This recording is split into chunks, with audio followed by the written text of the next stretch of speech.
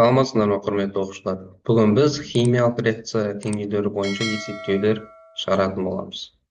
Бұл жерде 6 есеп беріледі. Соның біріншісі, зат мөлшері 1,6 моль оттек сутекпен толық әрекеттесті. Түзілген судың зат мөлшерін есептеңдеді. Берілгені зат мөлшері оттек тең 1,6 моль. Табуымыз керек судың зат мөлшері, яғни зат мөлшері су. Реакция теңдеуін жазамыз. Сутекке оттек қосамыз. Бұдан су молекуласы түзіледі. Реакцияны теңестіретін болсақ, судың алдына 2 және сутектің алдына 2-ні қоямыз. Осы жердегі оттектің зат мөлшері 1,6 моль.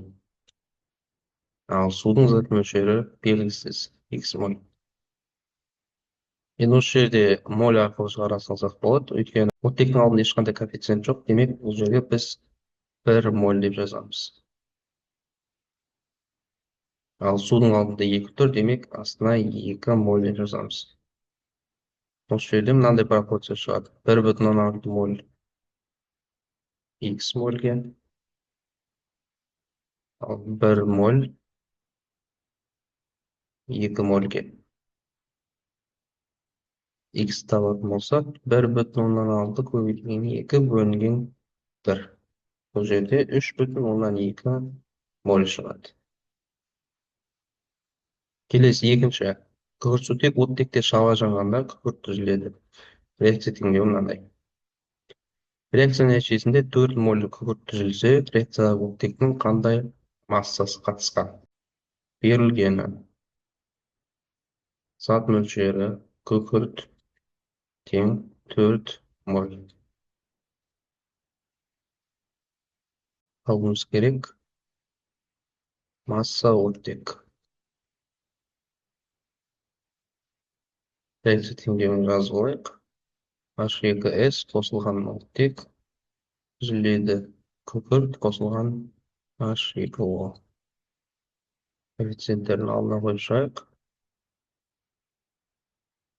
Осы жерде түзілген күкірттің зат мөлшері 4 моль. Оттектің массасын табамыз керек, X грамм. Егер зат мөлшері моль берілген болса, алдында қандай коэффициент тұр, соны астына жазамыз. Яғни күкірттің астына 2 моль деп жазамыз. Мына жерде оттектің массасын табамыз керек. Демек, оттектің молекулалық массасын есептейміз. Оттектің атомдық массасы 16, 2 көбейтеміз, 32 грамм бөлінген моль болады. Осы жерде мынандай пропорция шығады. X граммға 4 моль, 32 грамм бөлінген мольге 2 моль. Осы жерден X табу үшін 32-ні 4-ке көбейтіп 2-ге бөлеміз.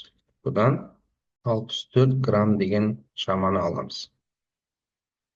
Әрі қарай, үшінші есеп. Мына реакция теңдеуін пайдаланып есеп құрастырыңдар және оны шығарыңдар дейді. Мынандай реакция теңдеуі берілген, натрийге хлор қосылып, натрий хлорид түзілген.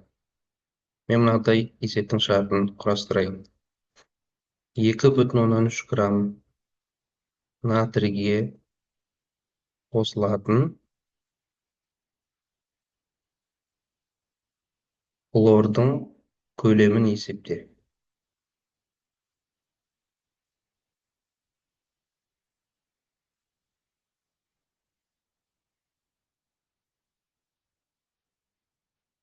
Берілгені масса натрий тең болады 2,3 грамм. Табу керек көлем хлор. Реакция теңдеуі натрий қосылған хлор түзіледі натрий хлориді. Натрий хлоридінің алдына 2 және натрийдің алдына 2 қоямыз. Осы жерде берілген натрийдің массасы 2,3 граммға тең. Хлордың көлемін есептеуіміз керек, X литр. Масса берілген болса, элементтің немесе заттың молекулалық массасын есептейміз. Натрийдің өзі 23-ге тең, алдында 2 коэффициент тұр, демек 2-ге көбейтеміз. Бұл жерде 46 грамм бөлінген моль деп жазылады. Егер литрмен берілген болса, қалыпты жағдайдағы тұрақты көлемді қолданамыз. Ол 22,4-ке тең. Газ күйінде немесе сұйық күйіндегі берілген заттың алдындағы коэффициентке қараймыз. Хлордың алдында ешқандай коэффициент жоқ, демек 22,4-тің өзін жазамыз. Бұл жерде бізде мынадай пропорция шығады: 2,3 грамм x литр. 46 грамм бөлінген моль 22,4 литр бөлінген моль. Осы жерден x табу үшін 2,3-ті көбейтеміз 22,4-ке. Бөлеміз 46-ға. Бұдан бізде 1,12 литр деген шама шығады. Дәл осыған ұқсап, сендер өздерің басқа есеп құрастыруларыңа болады. Келесі. Массасы 13 грамм мырыш сұйылтылған тұз қышқылымен әрекеттесті. Түзілген мырыш хлоридінің массасын және зат мөлшерін есептеңдер. Берілгені масса мырыш тең 13 грамм. Табуымыз керек мырыш хлоридінің массасын, масса мырыш хлориді және зат мөлшері мырыш хлориді.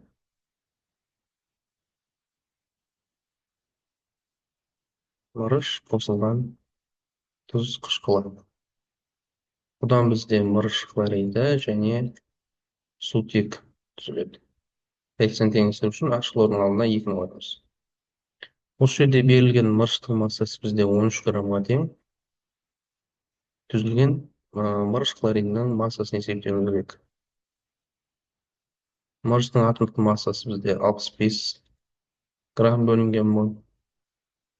Мырыш хлоридінің молекулалық массасын есептейміз. Хлор бізде 35,5, 2-ге көбейтеміз 71 болады. 71-ге 65-ті қосамыз. Бұдан біз 136 грамм бөлінген моль деген шаманы аламыз. Бізде мынадай пропорция шығады: 13 граммға x грамм, 65 грамм бөлінген мольге 136 грамм бөлінген моль. X табу үшін 13-ті көбейтеміз 136-ға, бөлеміз 65-ке. Бұдан бізде 27,2 грамм шығады екен. Енді осы масса бойынша біз зат мөлшерін есептей аламыз. Яғни зат мөлшері тең болады масса бөлінген молекулалық масса. Яғни 27,2 бөлінген 136. Бұдан бізде 0,2 моль шығады екен. Яғни жауабы 27,2 грамм және 0,2 моль. Келесі. Мырыш пен темірдің 32,5 грамм қоспасына қоспадағы мырыштың массалық үлесі 20%. Тұз қышқылымен әсер етті. Түзілген сутектің массасын және зат мөлшерін есептеңдер. Берілгені масса қоспа мырыш темір тең 32,5 грамм. Оның ішіндегі мырыштың үлесі 20%. Біз түзілген сутектің массасын және зат мөлшерін есептеуіміз керек. Табуымыз керек масса сутек және зат мөлшері сутек. Бұл жерде бірінші мырыштың және темірдің үлесін есептеп алайық. 32,5 граммды біз 100% деп алсақ, соның құрамындағы 20% мырыштікі. Осы жерден мырыштың массасын есептеу үшін 32,5-ті көбейтеміз 20-ға, бөлеміз 100-ге. 100 мен 20 қысқарып кетеді, мұнда 5, мұнда 1 қалады. Яғни 32,5-ті 5-ке бөлетін болсақ, 6,5 грамм шығады екен. Жалпы массадан осы мырыштың массасын азайтамыз. Сонда темірдің массасы шығады. Яғни бұл жерде реакция мырышпен де темірмен де жүреді. Бірінші реакцияда мырыш хлориді қосылған сутек түзіледі. Екінші реакцияда темір эквивалентті хлориді және сутек түзіледі. Яғни екі реакцияда да сутек түзіледі де, осылардың массаларын бөлек-бөлек тауып, солардың массаларын өзара қосатын боламыз. Осы жерден 6,5 грамм мырышқа 26 грамм темірге жазамыз. Коэффициентін теңестіретін болсақ, екі реакцияда да H хлордың алдына 2-ні қоямыз. Бірінші реакциядан сутектің массасын табу үшін X грамм деп алайық. Екінші реакциядан сутектің массасын табу үшін Y грамм деп алайық. Бұл жерде екеуінің де алдында коэффициент жоқ, демек 2 грамм бөлінген моль жазылады. Мына жерде де 2 грамм бөлінген моль. Мырыштың атомдық массасы 65-ке тең, 65 грамм бөлінген моль. Ал темірдің атомдық массасы 56 грамм бөлінген моль. Мына ашық жерге жаза берейін. 6,5 граммға X грамм. 65 грамм бөлінген мольге 2 грамм бөлінген моль. Осы жерден X табу үшін 6,5-ті көбейтеміз 2-ге, бөлеміз 65-ге. Бұл жерде 6,5 пен 65 қысқарып кетеді. 2-ні 10-ға бөлетін болсақ, 0,2 грамм шығады. Екінші реакцияда 26 граммға Y грамм. 56 грамм бөлінген мольге 2 грамм бөлінген моль. Y-ті табу үшін 26-ны көбейтеміз 2-ге, бөлеміз 56-ға. Жерде 0,193 грамм деп алуымыз болады. Енді осы екі массаны өзара қосамыз. Масса сутек жалпы 0,2 қосылған 0,193. Бұдан бізде 1,113 грамм шығады екен. Енді осы жерде сутектің зат мөлшерін есептеу үшін осы массаны сутектің атомдық массасына бөлеміз. Сонда мынадай шама шығады екен: 0,565 моль. Және соңғы есебіміз: темір мен күкірт жерінің төртке қатынасындай массалық қатынаста әрекеттеседі. Массасы 2,8 кг темір ұнтағымен әрекеттесетін күкірттің массасын есептеңдер. Жерде берілген жазылайық бірінші. Берілгені масса темір тең 2,8 килограмм. Табуымыз керек масса күкірт. Реакция: темір қосылған күкірт түзіледі темір сульфиді.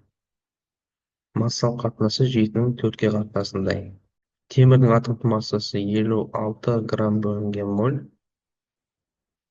Күкірттің атомдық массасы 32 грамм бөлінген моль. Осы жерде бірінші 56-ның 32-ке қатынасын жазып алайық.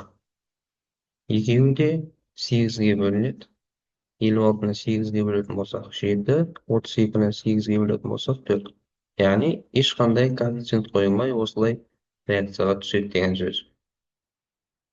Осы жерде темірдің массасы 2,8 килограмм болса, әрекеттесуге жұмсалған күкірттің массасы қанша? Килограмм берілген, демек килограмммен есептейміз. 2,8 килограмм X килограмм, 56 грамм бөлінген моль 32 грамм бөлінген. Осы жерден x табу үшін біз 2,8-ді көбейтеміз 32-ге бөлеміз 56. Бұдан бізде 1,6 килограмм шығады. Осымен біздің есепте шығару сабағымыз өз мәресіне жетті. Келесі сабақтарда кездескенше.